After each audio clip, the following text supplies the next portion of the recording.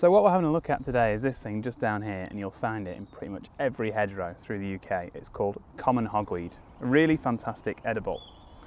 What we're going to take a look at, it's quite young at the moment, we'll take a look at the leaves. So if we pull a leaf off, so we'll pull one of the stems of the leaves off, and you can see each leaf typically has 3 to 5 lobes. So 1, 2, 3, 4, 5. So typically 2 at the bottom, 2 further up, and then the last section goes into this 3 that's almost like a triangle. The leaves themselves are hairy, the stem is hairy, and it's got, quite often it has this purple-ishness on the stem. It can grade, so from green to purple gradient, but very rarely, I mean I've never seen it, where it's got purple blotches. So that's one thing to look at. We don't ever want purple blotches on this. Hairy underneath.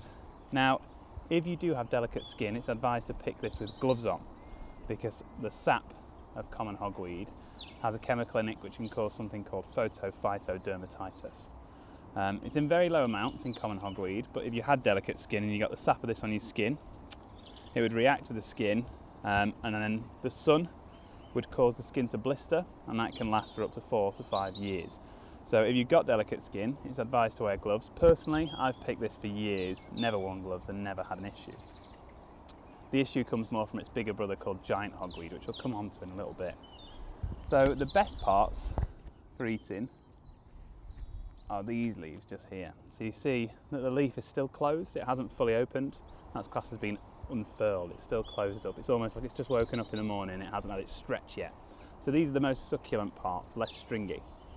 But these parts, which are a little bit older, are still edible. So the only thing I do the difference between here is I would dice this just like a celery stick. I would dice it across there to cut across the lengths of fibres going up it, and then it's still edible.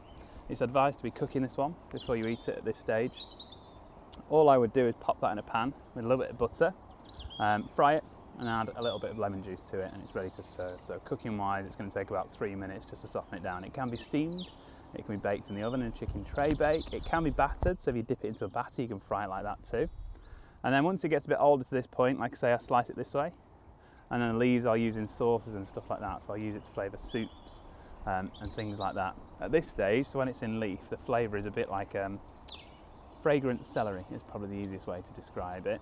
Later in the year, it'll produce a long shoot that comes up to about 5 foot tall, and at the top of that shoot you'll have an umbel of flowers, so like an upside down umbrella of flowers. Each head will contain up to 30 flowers, and then each individual flower will have 5 white petals. That's standard across most of the umbellifers, so that's not what we're actually looking for the key for identifying this one. The key for identifying this one is the leaf structure. The flowers, most people don't eat them because they do have a slightly acrid smell to them. Personally, I don't mind eating them. I've found the best way to eat the flowers is to dip it into a curried tempura batter and then fry them off like that, and they're actually really quite nice. And then later in the year, all of those flowers will turn into seed pods. The seed pods are about 1 centimetre tall and like a flat rugby ball. So they're rugby ball shaped, as in someone stood on the rugby ball and flattened it. That's the easiest way I can compare it to. They're really tasty, so they have a slightly stronger, well, a much stronger flavour than the leaves and stems and shoots. They have a punchy flavour that's similar to cardimom, orange zest, slight hay. Some people who get a soapy flavour from coriander sometimes get a soapy flavour from the seeds, so that's worth noting. And then cooking wise, I use those for both savoury and sweet dishes. So I'll be using the seed pods in things like hogweed seed cookies. Hogweed seed and orange cakes are really nice. But also in savoury, so I'll use them in curries. Pretty much any recipe that calls for cardamom, I will try and pull out the cardamom and put in hogweed seeds in replacement for it. A really simple cupboard staple that I like to do is hogweed seed salt.